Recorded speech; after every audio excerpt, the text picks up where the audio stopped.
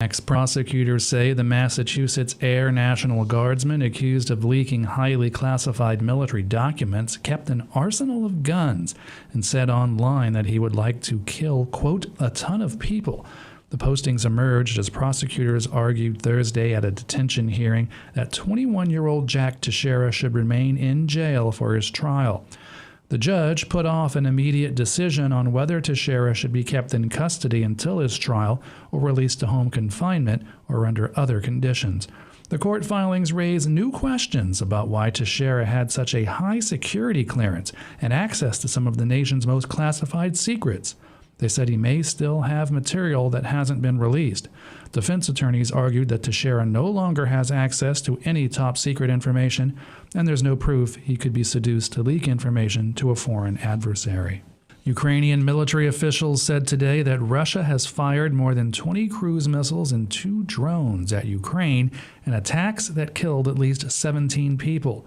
Most of the victims died when 2 cruise missiles slammed into an apartment building in central Ukraine early today.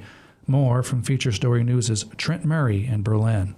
A wave of cruise missiles were fired across Ukraine in the early hours of Friday, with some of the country's biggest cities struck. In the port city of Dnipro, a mother and her young child were killed, while in the central city of Uman, a high-rise apartment block was struck, killing 4. Explosions were also heard in the capital Kyiv. Ukraine's defense ministry said that 23 missiles were fired in total. However, newly delivered air defense systems from the West were able to shoot down 21 of them. It's been over 50 days since Russia fired missiles at the capital Kyiv. Some military analysts say it could be a sign the Kremlin's missile stockpiles are starting to dwindle. Trent Murray, Berlin. The White House says negotiations on the recently passed House Republican plan to raise the nation's debt limit are off, as long as they come with any federal spending cuts strings attached. White House Press Secretary Karine Jean-Pierre told reporters Thursday that Speaker Kevin McCarthy's debt ceiling proposal puts the American economy at risk.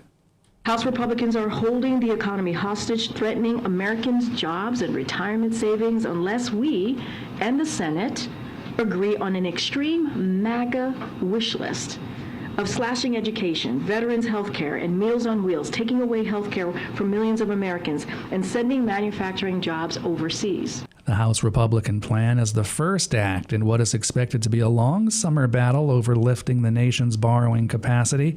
President Biden and the Republicans need to find common ground or risk defaulting on the nation's bills. It would be the first time in the nation's history that it defaulted. Economic analysts say the money will run out by July. Heavy fighting was reported today in Sudan's capital, Khartoum, as a civil war pitting forces loyal to 2 top generals continues to rage in the African nation. Charles de Ledesma reports. Heavy clashes are rocking Sudan's capital despite a truce extension. Sudanese residents say explosions and gunfire have hit parts of the capital Khartoum and its twin city Omdurman, despite the extension of a fragile truce between the country's rival top generals. The 2 fighting parties, the military and the Rapid Support Forces, have been trading accusations of violating the truce. The escalation came hours after both sides accepted a 72-hour extension, apparently to allow foreign governments to complete the evacuation of their citizens from the chaos-stricken African nation. Multiple short truces have not stopped the fighting. I'm Charles de Ledesma. The UN Security Council unanimously approved a resolution today condemning the Taliban's harsh crackdown on the rights of women and girls, which range from severely restricting education to banning women from most jobs, public spaces, and gyms. The Council condemned the Taliban's ban on women working for the UN, a decision the resolution calls unprecedented in the history of the United Nations. The unanimous 15-0 vote, with the United States, Russia, and China all in favor, was a sign of the widespread global concerns over the Taliban's actions. The Security Council never considered sanctions against the Taliban, but the strong rebuke by the UN's most powerful body is a blow to the prestige of Afghanistan's rulers, who are trying to get credibility on the global stage, including formal recognition by the United Nations as Afghanistan's legitimate government. I'm Max Pringle. You're listening to Sojourner Truth on Pacifica Radio.